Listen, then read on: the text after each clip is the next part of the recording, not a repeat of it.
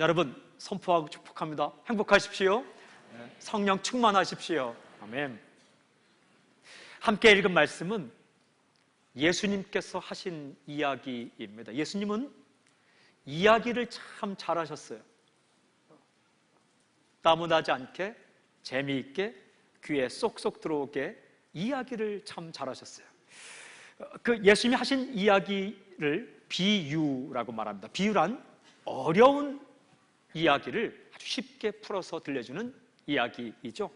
33절 보면 이렇게 기록되어 있어요. 예수께서 이러한 많은 비유로 그들이 알아들을 수 있는 대로 말씀을 가르치실 때, 그들이 알아들을 수 있는 대로 가르쳤다. 무슨 말입니까?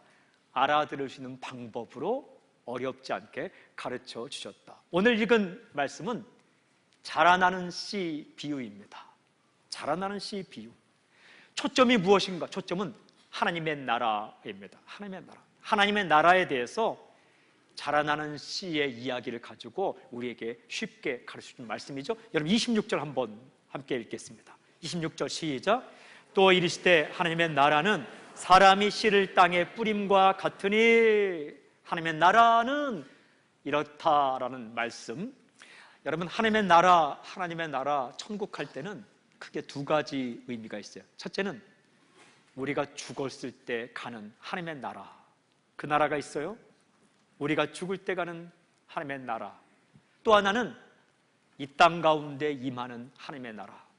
내 마음에도 임하고 우리 가정에도 임하고 우리 직장에도 임하고 이 역사 안에서 임하시는 하나님의 나라가 있습니다. 오늘 이 말씀은 이 땅 가운데 임하시는 하나님의 나라에 대해 집중적으로 말씀하고 계십니다. 좁게는 믿는 사람들 속에 임하시는 하나님의 나라, 넓게는 정치와 경제와 문화와 미디어와 예술계통과 교육과 이런 사회 전반에 임하시는 아버지 하나님의 나라에 대한 말씀이죠. 세 가지 중요한 비밀을 말씀합니다. 첫째는 하나님의 나라는 이미 이 땅 위에 임하였다. 하나님의 나라는 이미 이 땅 위에 임하였다. 이렇게 말씀하세요. 오늘 보면 사람이 씨를 땅에 뿌림과 같으니, 사람이 씨를 땅에 뿌렸듯이 하나님은 하나님의 나라의 씨앗을 이미 이 땅 가운데 뿌리셨다라고 말씀하세요. 누가복음 17장 읽어보면요, 바리새인들이 예수님께 이런 질문을 합니다. 참 바리새인들이 말썽도 피우지만 중요한 질문을 할 때도 있어요. 예수께 찾아와서 이런 질문을 했습니다. 하나님의 나라가 어느 때에 임하나이까? 도대체 언제 하나님의 나라가 임할 것입니까? 이때 예수님이 중요한 말씀하셨어요. 누가복음 17장 21절에 또 여기 있다 저기 있다고도 못하리니 하나님의 나라는 너희 안에 있느니라. 언제 임하고 그 먼 이후에, 시간 이후에 임하는 게 아니라 이미 하나님의 나라는 너희 안에 있다라는 말씀이에요. 또 하루는 예수님께서 귀신을 내쫓았습니다.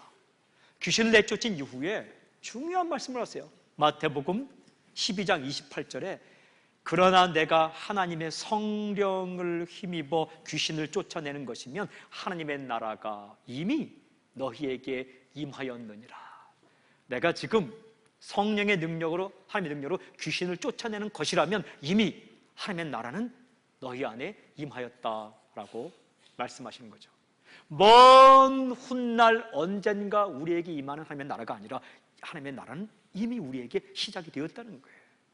여러분 찬송가 가운데 우리 모두가 좋아하는 찬양이 있어요. 그것은 438장인데 이런 가사예요.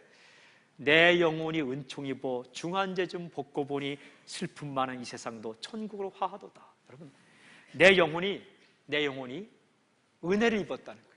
하나님의 은혜를 입어서 죄의 짐을 다 벗고 보니까 슬픔이 많은 이 세상도, 정말 슬픈 일이 많은 이 세상도 천국으로 바뀐다.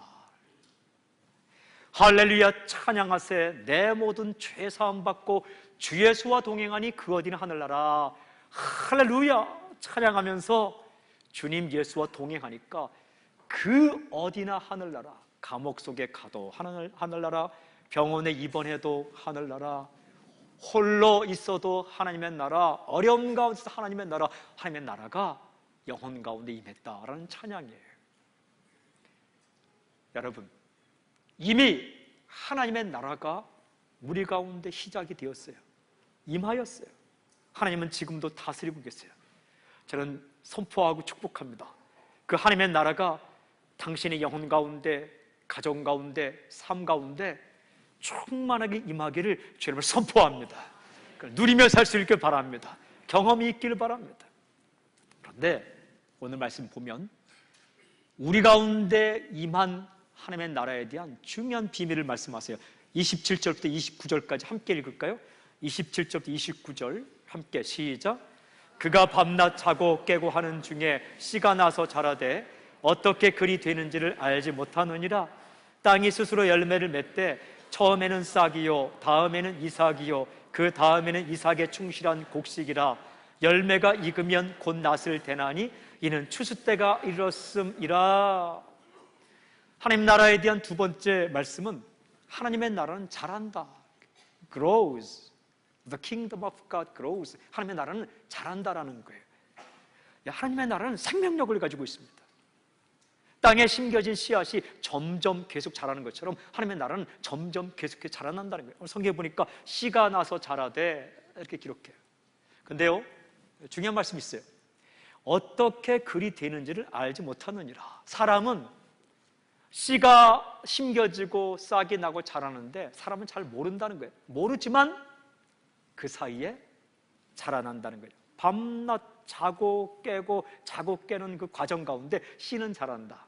제가요 어제 우리 건축팀원들과 함께 노스록스를 방문했어요. 오랜만에 들어갔어요. 저는 매일매일 출근할 때마다 멀리서 차를 세워놓고 한번 바라보며 저 주차장까지 돌아서 가서 기도하고 출근하고 하는데 어제 드디어 들어가 봤어요. 거의 다 지었어요. 건물은 다 졌고 이제 주차장에서 올라가는 길에 아스팔트를 까는 것과 이 본 건물과 행정하는 건물 사이에 잔디를 까는 일과 몇 가지 이제 일 남아요. 계단에 이렇게 난간을 만드는, 계단 손잡이를 만드는 일. 그런데 보면서 참 좋다라는 마음을 가졌는데 더 놀란 것은 어제 제가 풀 한 포기 때문에 놀랐어요. 그 아래쪽에 주차장을 만드느라고요, 그 바위를 깨고 땅을 파서 그 다 뒤집어 놓고 크게 주차장을 4개를 이제 만들었거든요. 근데 제가 날마다 볼 때마다 신기한 것은 그 주차장 4개 큰 면이 있는데 그 중간중간에 파란 이렇게 그 나무 같은, 요 정도 크기의 작은 나무 같은 것이 이렇게 심겨져 있는 거예요. 제가 기도하면서 야, 정말 건축업자들이 낭만이 있구나. 어떻게 저렇게 주차장을 다 갈아엎으면서 땅을 하면서 그 중간중간에 나무를 심었을까, 이런 생각을 가졌는데 어제 가보니까 사람이 심은 나무가 아니었어요. 풀이었어요. 풀. 아주까리라는 거 혹시 아세요? 어릴 때 어르신들은 아주까리라는 그 이렇게 풀이, 그 비슷한 게 거기에 새 그루가, 새 폭이 이렇게 정확한 간격을 두고 이렇게 있는 거예요. 그 위쪽엔 또 2개 정도가 있고, 또 유채꽃 비슷한 노란 풀이 거기에 나와 있고, 그리고 또 나팔꽃 같은 보라색의 이 꽃이 핀 이 풀이 있는 거예요. 근데 듬성듬성 피어 있는 거예요. 심은 게 아니에요. 그 땅을 갈아엎고 몇 달 전에 갈아엎고 이렇게 공사하는 가운데 꽃씨가 날아와서 심겨진 거고, 비가 하도 많이 와서 정말 비 덕을 본 것이 그 풀이었어요. 얼마나 크게 자랐는데 이 정도 크게 자랐어요. 우리는 잠자고 깨고, 공사장에 일하시는 분들은 그걸 의식하지 못하고 불도저로 밀고 했지만 거기서 뿌려진 이 씨앗 가운데 싹이 나고 우리가 모르는 사이에 자랐더라고요. 참 놀랐어요. 저를 어제 놀라게 한 것은 큰 건물과 그 시멘트가 아니라, 큰 뼈대가 아니라 알지 못하는 사이에 남 모르게 자란 그 풀 몇 폭이, 야, 하나님의 나라가 그렇게 자라난다는 겁니다. 씨앗이 뿌려지면 우리가 알지 못하지만, 의식하지 못하지만 하나님의 나라는 뿌리를 내리고 싹을 나고, 그리고 줄기가 크고 얼마만큼 자라냐 하면 큰 이렇게 새들이 와서 깃들일 정도로 자라난다라는 거예요. 다니엘 휘틀이라는 사람이 있습니다. 미국 사람입니다. 본래 그의 이름은 데니얼 웹스터 휘틀이라는 사람이에요. 1840년에 태어나서 1901년에 죽었어요. 61세에 죽었죠. 이 다니엘 휘틀이라는 사람이요, 21살이 되었을 때 미국에 남북전쟁이 일어납니다. 전쟁터에 군사로 나아가게 됩니다. 그만 전쟁터에서 오른팔에 총상을 입고 팔을 절단하게 됩니다. 여러분, 21살의 젊은 날에 젊은이가 자기 오른팔을 잃었을 때 얼마나 실망이 컸겠어요. 병원에서 낭만 가운데 슬픔 가운데 있는데 딱히 할 게 없는데 생각나는 한 가지가 있었어요. 그게 뭐냐면 전쟁터로 나아갈 때에 그의 어머니가 배낭에 넣어준 성경책이었어요. 그게 생각난 거예요. 딱히 할 일도 없고 해서 성경책을 처음부터 끝까지 다 읽었어요. 성경책을 다 읽었지만 예수님을 믿지는 않았어요. 우리 가운데는 성경책 한 번도 안 읽고 예수 믿는 대단한 사람이 있지만 그는 성경책을 한 번 다 읽었지만 역시 예수 믿지 않았어요. 그런데 그렇게 이제 몇 날이 가고 잠을 자는데 한밤중에 간호사가 휘트를 깨우는 거예요. 간호사가 하는 이야기가 이런 말이었어요. 지금 18살의 어린 군인이 죽어가고 있습니다. 그를 위해서 마지막 기도를 해 주십시오. 휘틀이 대답합니다. 나는 크리스찬이 아닙니다. 나는 기도를 하지 못합니다. 근데 간호사가 정색을 하고 하는 말, 아닙니다. 당신은 크리스찬입니다. 내가 당신이 성경책을 읽는 것을 똑똑히 보았습니다. 그래서 할 수 없이 이 휘틀이 간호사의 손에 이끌려서 그 18살 어린 병사, 고통 가운데 죽어가는 병사 옆으로 갔습니다. 그랬더니 그 병사가 하는 말이 이런 말이었어요. 나를 위해 기도해 주십시오. 내 부모님은 나를 위해 날마다 기도하시지만 나는 지금까지 죄 가운데 살았습니다. 예수 믿지 않았습니다. 그러나 나를 위해 기도해 주십시오. 이 이야기를 들은 휘틀이 기도는 해주고 싶은데 자기도 예수 믿지 않는데 어떻게 기도를 하겠어요? 그래서 두 가지를 먼저 기도하는데, 첫째는 회개 기도를 합니다. 죄 가운데 살았던 자기, 어머님은 자기를 위해 늘 기도했지만 죄 가운데 살았던 어머니 생각하면서 회개 기도를 했고, 두 번째는 스스로 영접 기도를 합니다. 예수 믿기로 그 병을 결정합니다. 그리고 그 병사의 손을 붙잡고 기도할 때 이 어린 병사는 편안한 마음으로 또한 평안한 표정으로 숨을 거두죠. 여러분, 그날 밤 그 전쟁터 한복판 그곳 가운데 하나님의 나라가 그렇게 임하였어요. 놀라운 일이었어요. 누구도 모르는, 휘틀을 위해서 밤낮으로 기도하는 그 어머니도 몰랐고 수없이 유명한 목회자들도 몰랐지만 그날 밤 그 전쟁터 한복판 그 쓸쓸한 병실 가운데 18살 나이로 힘없이 죽어가는 그 18살 병사의 마음, 하나님의 나라가 임했고, 그리고 그 휘틀의 마음 가운데 21살 젊은 청년의 가운데 하나님의 나라가 임했어요. 그런데 그 하나님의 나라가 점점 자라가요. 이 휘틀은 제대를 합니다. 그리고 엘진이라는 유명한 시교회사에 들어가서 10년을 일합니다. 10년을 일하다가 무디 목사님께서 부흥 집회를 하는 날 그 집회에 참여를 해요.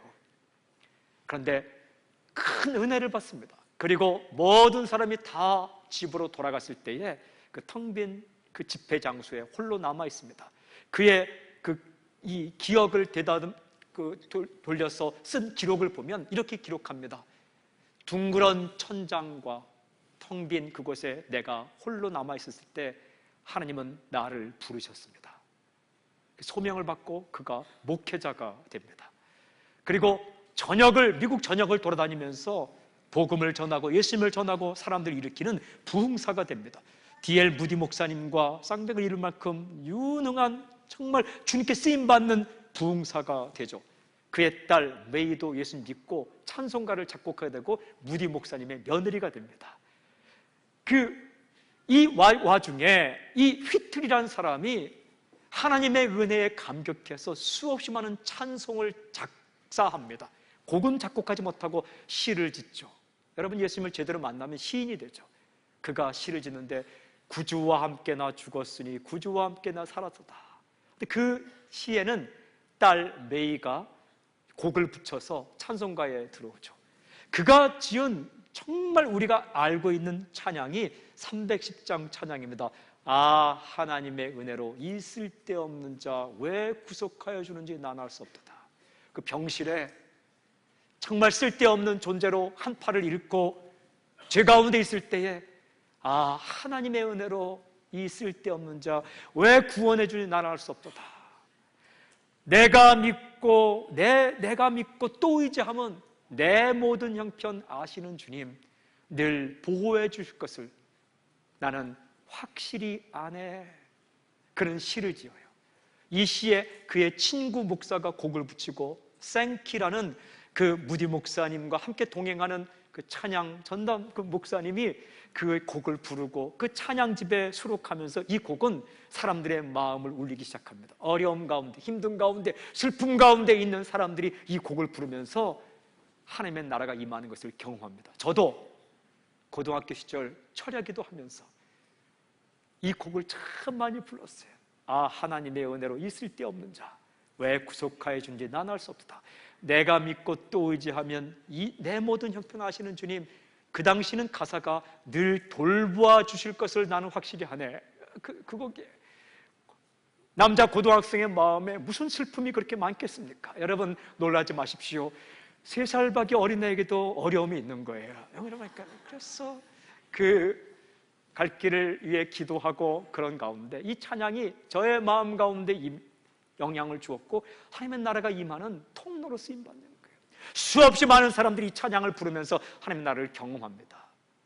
여러분, 하나님의 나라는 그렇게 자라가는 거예요. 그렇게 우리가 자다가 깨다가 시간이 흘러가지만 알지 못하는 사이에 그 휘틀의 어머니가 알지 못하는 사이에 아들의 마음 가운데 하나님의 나라가 씨가 뿌려지고 그리고 그 씨가 자라서 수많은 사람을 살리는 것처럼 그가 지은 씨가 사람을 살리고 그가 움직이는 발걸음이 사람들을 살리는 것처럼 하나님의 나라는 그렇게 자라나고 있는 거죠. 우리가 알지 못하는 사이에 하나님의 나라는 그렇게 성장해 가는 겁니다. 여러분, 예수님께로부터 시작된 하나님의 나라가 그렇게 성장해 가는 거예요. 로마의 칼과 창도 막을 수 없는 겁니다. 핍박과 환난도 막을 수 없는 겁니다. 사람이 만들어낸 이데올로기나 잘못된 사상도 하나님의 나라의 성장을 막을 수 없는 겁니다. 강력한 생명력을 가지고 있는 것이 하나님의 나라겠죠. 오늘 성경에 보니까 놀라운 비밀을 말씀하셨는데 땅이 스스로 열매를 맺되 by itself 스스로 열매를 맺는다. 그처럼 하나님의 나라도 스스로 성장해 간다. 무슨 말씀입니까? 사람이 노력하고 사람이 애쓰지만 그것 때문에 하나님의 나라가 성장하는 것이 아니라 하나님의 능력에 의해서 하나님에 의해서 하나님의 나라는 성장해 간다.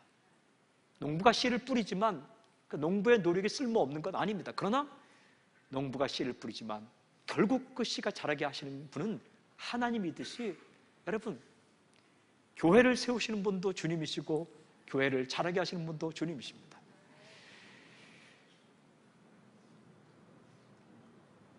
자신이 다 하는 것처럼 이렇게 자랑해서는 안 됩니다. 또한 마음만 먹으면 다 할 수 있는 것처럼 교만해서도 안 되는 거예요. 내가 못하니까 하나님의 나라는 성장하지 않을 거라고 실망하거나 좌절하거나 낭망해서도 안 되는 거예요. 날마다 겸손. 하나님이 심어놓으신 하나님의 나라의 씨는 자체 생명력을 가지고 하나님에 의해서 자라날 것이라는 것을 믿고 겸손해야 돼요. 그리고 충성해야 돼요. 조금 싹이 나지 않는다고, 조금 결과가 보이지 않는다고 포기하거나 낭망하거나 집어치우면 안 되는 거예요. 지금 자라나고 있다는 겁니다. 추수할 때가 있을 거예요.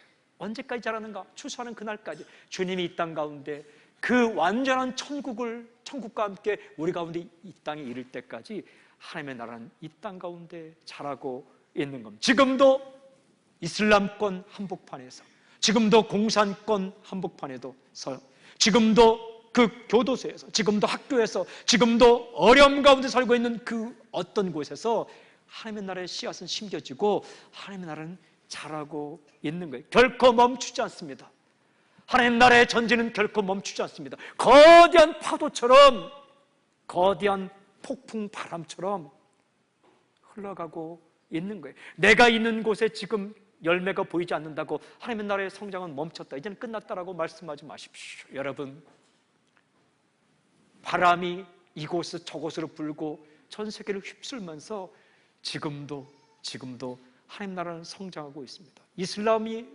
이슬람 교도가 많은 인도네시아에도 여러분, 우리보다 뜨겁고 우리보다 수없이 많은 사람들이 모여서 찬양하는 그런 교회가 지금 서고 있습니다. 이스라엘 땅에도 나사렛 같은 곳에 여러분, 지금도 그렇죠, 한 60%, 70% 정도로 하나님의 나라가 임하고 있는 거예요. 지금도 하나님의 나라는 전진하고 있습니다. 예루살렘과 사마리아와 유대와, 예루살렘과 유대와 사마리아 땅끝까지 이른다는 주의 말씀처럼 지금도 하나님의 나라가 어느 곳엔가, 누군가에가, 어느 가문에선가, 어느 지역에선가 지금 자라나고 있는 거죠. 복음의 행진은 멈추지 않아요. 저는 당신의 인생과 우리 교회의 삶을 축복하고 선포하는데, 그 복음의 전진의 바람을 타고, 그 복음의 전진의 파도를 타고 당신도 함께 전진할 수 있길 주님을 선포합니다. 그 복음의 파도를 타고 함께 가는 거예요. 복음의 바람을 타고 우리도 함께 가는 거예요. 지금도 잘하고 있는 거예요.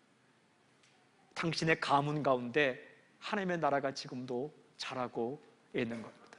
저희 할아버지 돌아가셨을 때 가보니까 글쎄 저희 가문에 예수님 믿지 않는 사람이 한 명도 없더라고요. 그런데 함께 믿기로 결정해서 믿은 거 아니에요.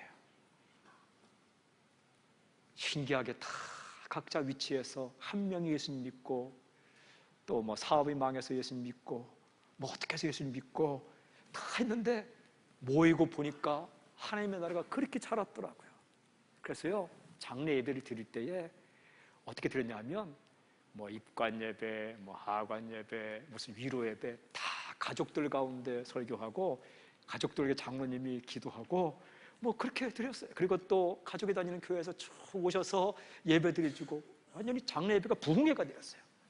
그런데요, 처음부터 그렇게 모든 식구가 믿은 게 아니라 한 명이 예수님 믿고 그 가족이, 한 명이 예수님 믿고 그 가족이, 또 한 명이 믿고 그 동생이, 한 명이 믿고 오빠가 이렇게 하면서 그렇게 자라는, 그게 하나님의 나라예요.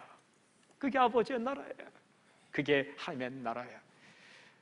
그렇게 하나님의 나라는 지금도 성장하고. 근데 오늘 말씀을 읽어보면 마지막 한 가지 중요한, 아주 또 한 가지 중요한 비밀을 말씀하세요. 30절부터 32절 보세요.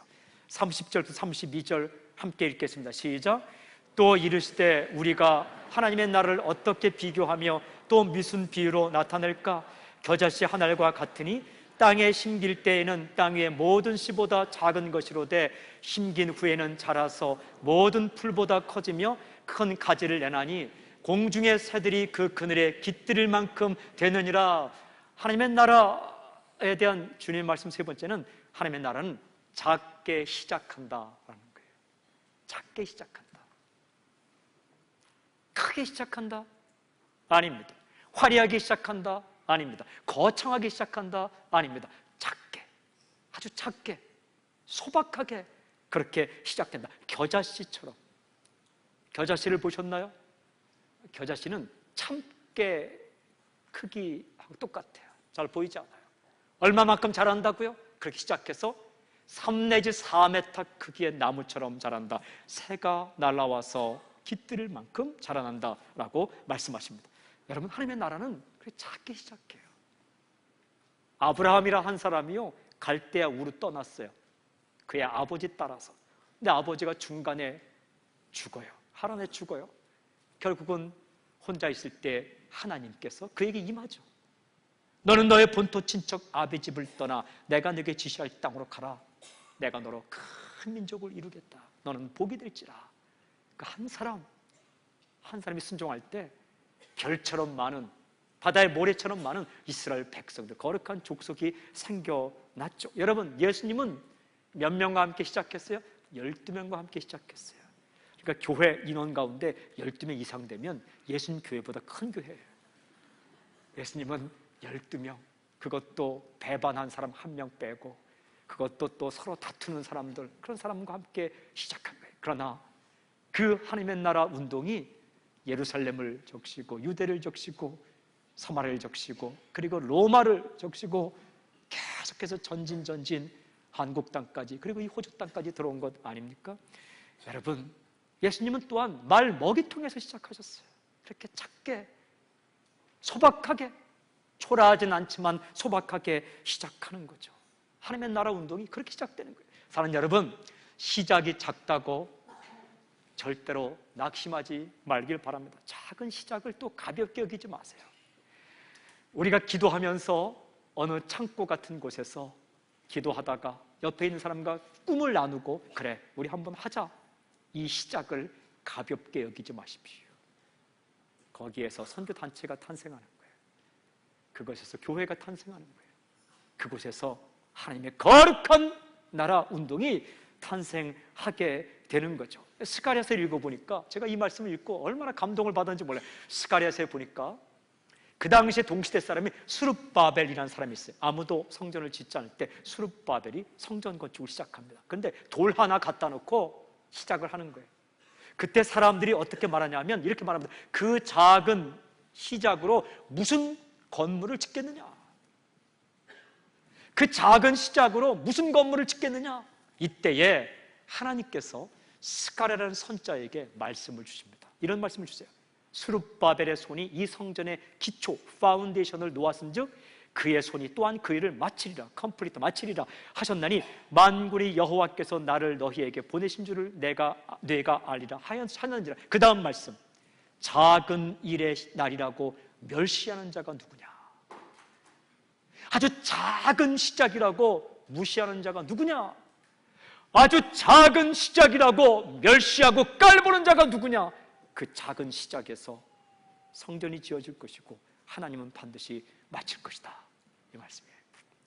여러분, 작은 시작이라고 절대로 멸시하지 말라는 말씀이에요. 하나님의 역사는 그렇게 시작됩니다.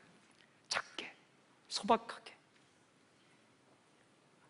한 개의 돌을 갖다 놓으면서 건물이 시작되는 거예요.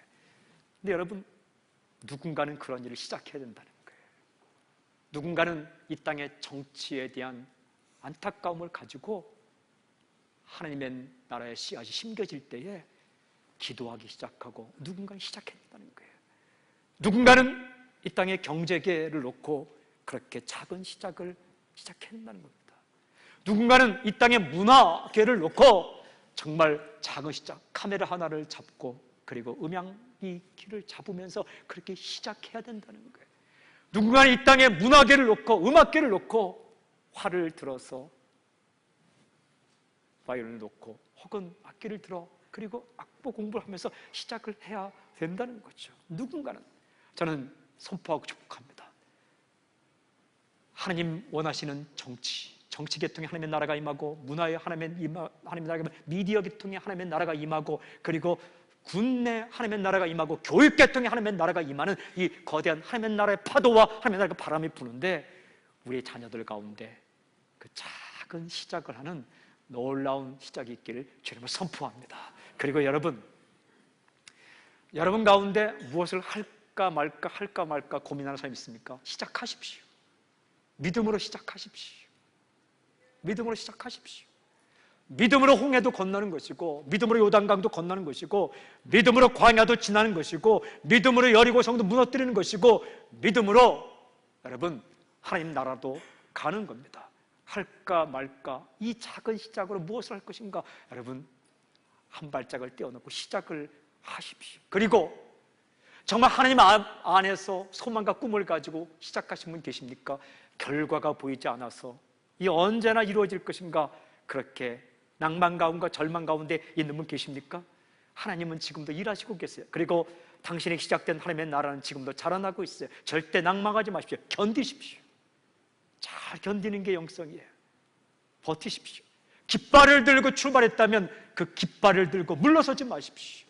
오늘도 내일도 견디고 또 견디고, 그 작게 시작하였지만 주를 믿는 그 믿음으로 또 버티고 버티면 우리가 잠자고 깨고 잠자고 깨는 사이에, 알지 못하는 사이에 하나님의 나라의 씨앗이 자라나서 열매를 맺게 된다는 말씀입니다. 사랑하는 여러분,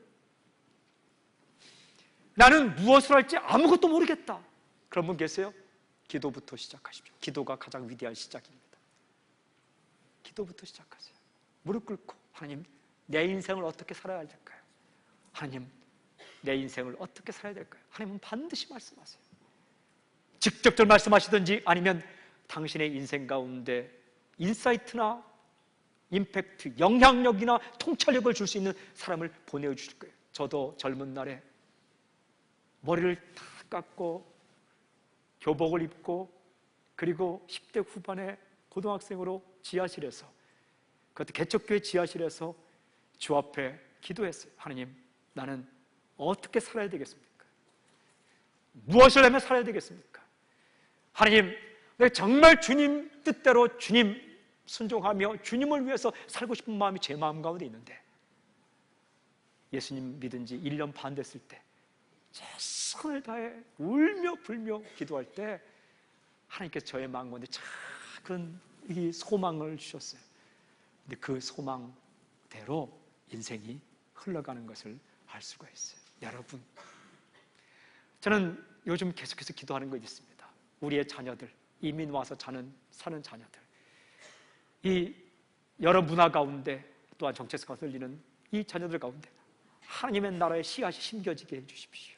특별히 젊은 날에, 특별히 어린 나이에 하나님의 나라 운동의 씨앗이 정치와 경제와 문화와 사업과 통일과 전 세계에 굶주린 기아들과, 그리고 그렇게 큰 비전은 아닐지라도 교육계통과 수없이 많은 이 땅의 문제들을 바라보면서 하나님, 그 마음 가운데 하나님 나라 운동의 씨앗이 심겨지고, 그리고 시작해서 나아갈 때 절대는 물러나지 않고 하나님 나라의 깃발을 들고 하나님 전진하게 해주시고, 포기하고 싶을 때 주님 붙잡아 주시고, 그리고 낭망할 때에 심겨진 씨앗이 지금도 자라나고 있는 것을 믿음으로 보게 하여 주시옵소서. 그래서 언젠가 주님 오시는 그날까지 하나님이 다스리는 이 나라, 인간의 생각과 인간의 꿈과 사람의 죄악이 다스리는 나라가 아니라, 그래도 우리가 용기를 잃지 않고